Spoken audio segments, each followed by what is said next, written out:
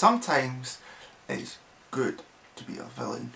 Yep, hello there everyone, welcome to a brand new top 10 video, and as you've guessed from the title, it's the top 10 best Villains Month titles. Now, here's a little disclaimer, I have not read all of the Villains Month. There's probably just like about roughly 5 or so that I completely just ignored because I didn't want to.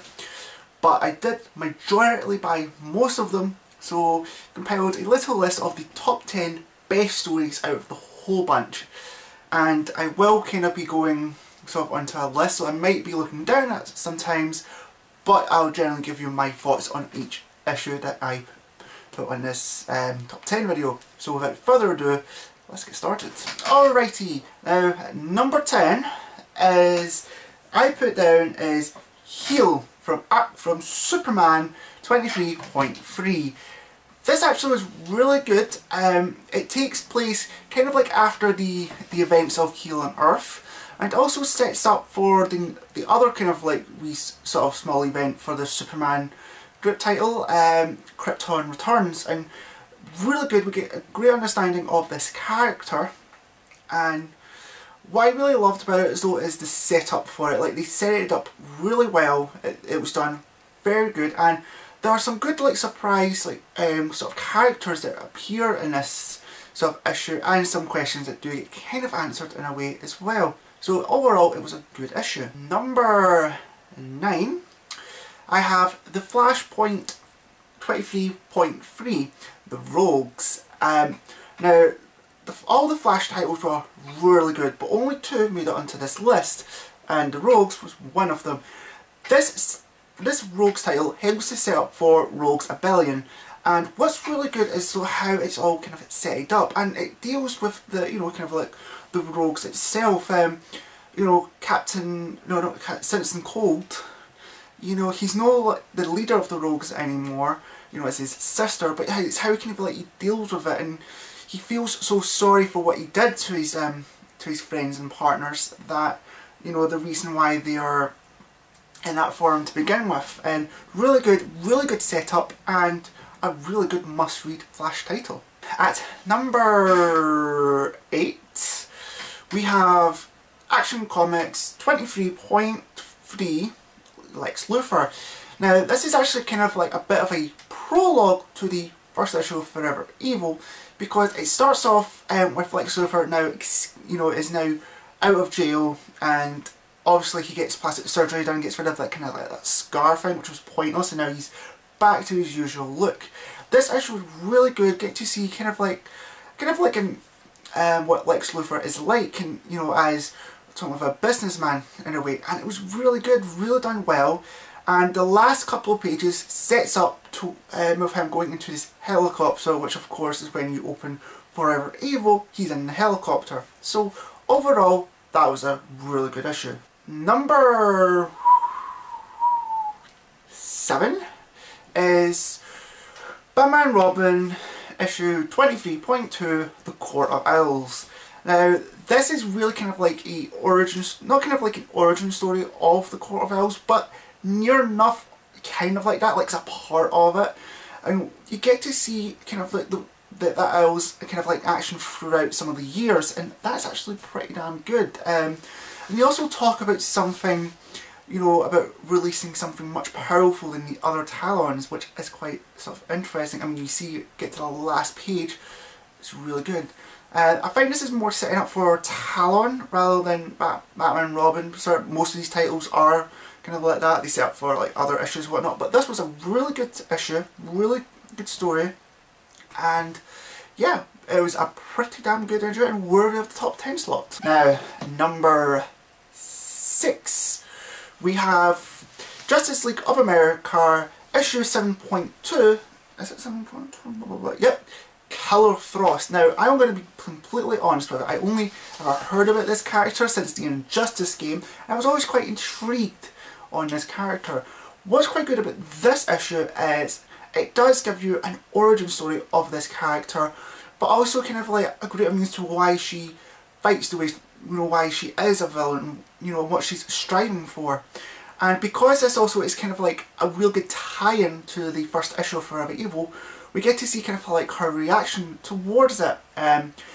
Also, this issue was written really well, drawn very good, and I thoroughly enjoyed it. Now for our number 5, it's Batman and Robin 23.3, Ra's al Ghul and the League of Assassins. That's quite a bit of a mouthful, and that's the only title that has that long stretch. But again, this was actually really good. To be fair, this sets up more for the Red Hood and Outlaws more, but what's quite good about this story is we are getting told of stories of Ra's al Ghul rather than it being kind of like an origin. It is kind of like a sort of origin, but we're getting told of him by like stories, which, you know, obviously what Ra's al Ghul is, you know, he's been around for so many centuries that he has developed these stories, these myths, and it's done really well, and does kind of like, not kind of like sets up anything. This is kind of like a standalone thing,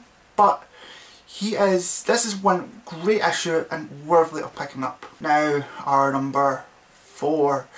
Number 4 is the last Flash title, which means it's The Flash issue 23.2 Reverse Flash. Now this is kind of like an origin story, but also just kind of like a wee sort of set up to the next final issue of The Flash, and this was done really well. We got to understand of the character Daniel West a little bit more, and what's also really good is how he became Reverse Flash. Done to so well, really good. This is one of the best Flash titles out there. The Flash is, you know, as a comic that is just developed, that is just getting really good stories out there, and I urge you all try and jump on this before, you know, just to get these really great stories. Now we're getting to the good stuff, and that means our number 3 is Aquaman 23.2 issue Black Manta. Now this is a tie-in to Forever Evil, but it's done really well because of everything sort of in it. Like we get Black Manta's perspective, and how he deals with the whole thing of the Justice League now kind of, you know, sort of dead and all that, and the last kind of like couple of pages sets up to what his role in Forever Evil is going to be, and this was done stupendously well. I loved it. Best issue from one of the Villains Month titles, obviously, and a really good read. Our number 2 is Grey Lantern 23.1 issue, and it's Relic. Now this is a completely new villain, which is quite surprising. He gets his own issue, well, part of the issue in the whole Villains Month, and this is just really an origin story of Relic and his big role in the big event for Green Lantern Lights Out. And this was done really well, done stupendously great, artwork's fantastic.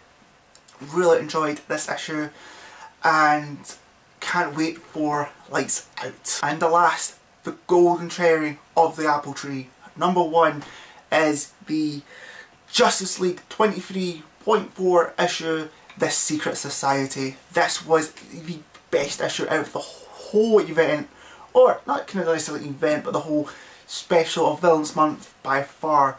This is mainly on the words of the Outsider, the evil Alfred. And he talks how his feelings towards Owlman, why he's sent here, what he's done preparation wise, and also the last page is really good, and you can tell that a certain character is going to have such a big role in this film. No, not this film, this comic series entirely. And people, that is that. Now there is going to be another, not a top 10, but a top 5 video of the worst titles. Yep. Hopefully it will be up roughly around the same time after you've probably watched this video. The picture for it is just right here, obviously, and also I'll leave a link towards the video just by clicking on the picture or the link down in the description. But what did you guys think of this whole Villains Month? I will probably be making a big video on my thoughts of the whole Villains Month, because it is quite a thing to talk about. But also, did you like it? Did you hate it? Do you think it was just worth the money for all these kind of like sort of one-shot sort of title issues? Let me know. I'd like to hear your thoughts. And what was your best Villains Month title? And with all that, I will see you guys real soon or later.